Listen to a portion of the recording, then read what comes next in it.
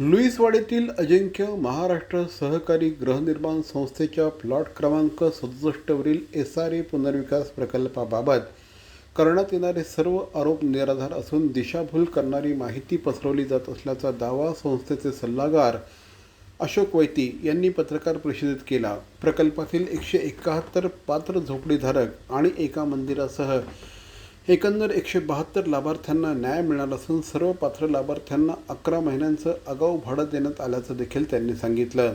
वैती यांच्या मते घरे रिकामी न करणाऱ्या 26 रहिवाशांच्या विरोधात SRAच्या नियमानुसार कारवाई करण्यात आली असून त्यांना सुनावणीची संधी देखील देण्यात आली होती।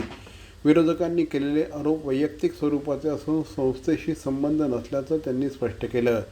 संस्थेचे सहप्रवर्तक सीताराम कांबळे यांनी देखील विकासकाविरोधात रहिवाशांची कोणतीही तक्रार नसल्याचं सांगितलं।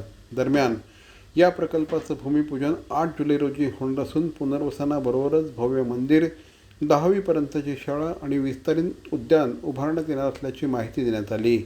प्रकल्प 3 वर्षात पूर्ण करून सर्व लाभार्थ्यांना त्यांच्या हक्काची घरं देण्याचा प्रयत्न असल्याचं देखील श्री अशोक वैती यांनी सांगितलं।